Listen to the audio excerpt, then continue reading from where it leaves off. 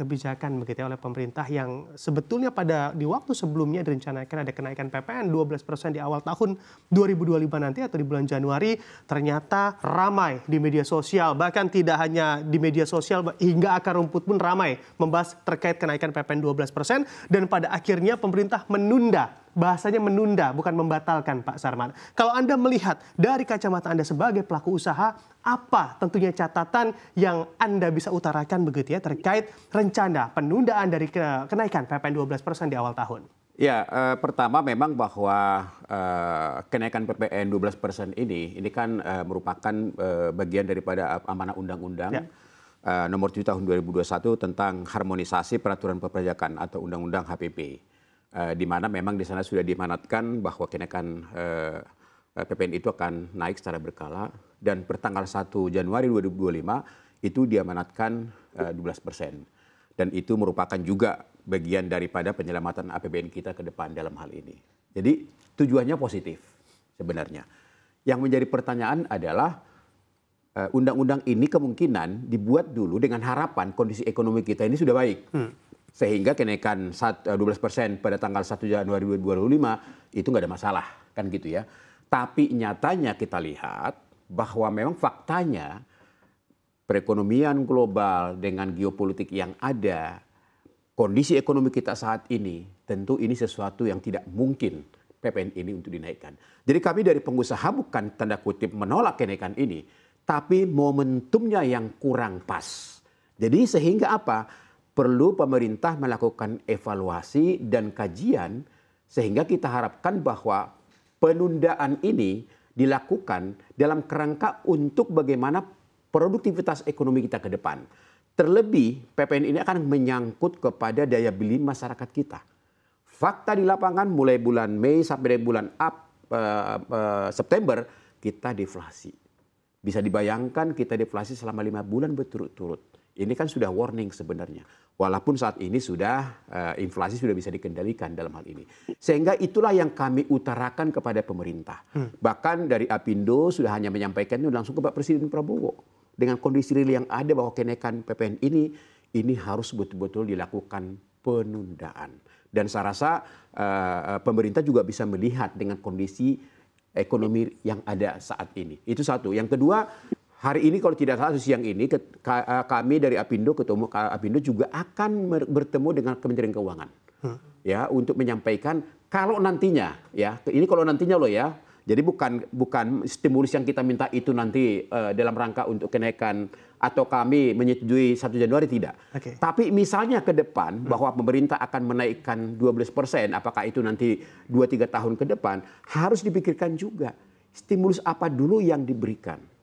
Ya kan, karena kalau kita lihat daripada target pemerintah, kalau nanti misalnya PPN ini dinaikkan 12%, nanti akan dikembalikan kepada masyarakat dalam bentuk berbagai program sosial. Nah, itu yang mendapatkan kan adalah masyarakat bawah. Nah, sekarang kita tanya, bagaimana status kelas menengah kita ini? Ya, karena kelas kita menengah kita ini hampir 66,30% itu adalah merupakan total penduduk Indonesia, di mana konsumsi pengeluaran mereka itu hampir mencapai 81,49%. Kelas menengah ini.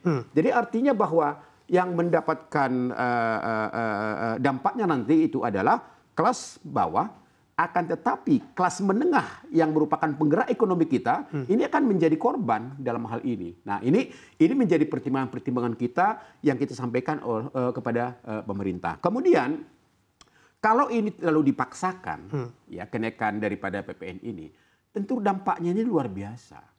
Ya, pertama harga barang dan jasa itu otomatis akan naik di lapangan. Di satu sisi daya beli masyarakat kita saat ini masih belum bisa dimaksimalkan. Sedangkan pertumbuhan ekonomi kita itu ditopang hampir 60% itu dari konsumsi rumah tangga atau daya beli masyarakat kita. Nah, apakah dengan kenaikan ini akan semakin menekan nanti daripada konsumsi rumah tangga kita? Akhir-akhirnya apa? Pertumbuhan ekonomi kita itu akan mungkin bisa di bawah 5% dalam hal ini. Ini faktanya di kuartal ketiga kan kita sampai 5%. Itu adalah fakta-fakta yang tadi di lapangan yang kita sampaikan kepada pemerintah, dan Apindo konsisten untuk menyampaikan itu. Dan ini juga kami komunikasi juga dengan teman-teman kita dari Serikat Buruh, itu juga sama pikirannya bahwa memang kenaikan PPN 12% 1 Januari ini memang pemerintah harus melakukan penundaan dengan waktu yang tepat ke depan. Apakah nanti 2 tahun lagi, 3 tahun lagi ketika ekonomi kita coba baik, ya tentu pemerintah akan melihat. Kita sudah mendengarkan sendiri begitu di Komisi 11, bahkan mayoritas begitu suara melihat begitu untuk kenaikan PPN 12% ini dianggap memberatkan, Pak Sarman. Kalau dari Anda, Apindo, ditambah lagi begitu ya terhadap respon dari Komisi 11 DPR RI dengan hal yang tentunya ini selaras, sama-sama merasa ada pemberatan di sana dengan kenaikan PPN 12%, upaya apa yang akan dilakukan oleh Apindo untuk mempush pemerintah agar memang ini bukan ditunda lagi tapi dibatalkan, Pak Sarman? Iya, jadi seperti yang kami sampaikan tadi bahwa memang Apindo, ketua umum kami Ibu Sinta itu sudah menyampaikan langsung kepada Presiden, sudah menyampaikan langsung kepada pemerintah, Kementerian Keuangan. Makanya hari ini, siang ini, Apindo akan rapat dengan Kementerian Keuangan untuk lebih meyakinkan lagi bahwa ini sesuatu yang harus disikapi segera. Karena ini jangan sampai, tanda kutip ya, mempengaruhi psikologi daripada pengusaha-pengusaha kita. Ya kan, karena dengan kondisi saat ini kan di depan mata kita sudah ada bayang-bayang akan kenaikan PPN 12%. Di satu sisi daya beli masyarakat kita juga semakin menurun. Kemudian juga tantangan-tantangan ke depan. Kita nggak tahu nih, ekonomi 2025 kita juga nggak tahu dengan kondisi geopolitik saat ini. Kami juga dari pengusaha dihadapkan juga dengan tantangan UMP juga ke depan. Berapa persen kita juga nggak tahu. Jadi artinya bahwa tujuan kita menyampaikan ini pada pemerintah adalah ingin bagaimana ekonomi kita ke depan itu memiliki suatu prospek yang lebih baik. Ya, terutama saya katakan tadi, apapun teorinya bahwa pertumbuhan ekonomi kita hampir 60% itu ditopang oleh konsumsi rumah tangga. Nah, ini yang harus kita genjot. Kalau misalnya kenaikan daripada PPN ini dipaksakan, maka apa yang terjadi? Daya beli masyarakat kita yang saat ini sedang stagnan ini, itu akan semakin tertekan. Karena apa?